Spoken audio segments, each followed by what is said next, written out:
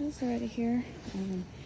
And I just asked my coworker, she's been doing the arena for years. And she said I did a really great job. It's February 13th. Well, about 9:30, close to it.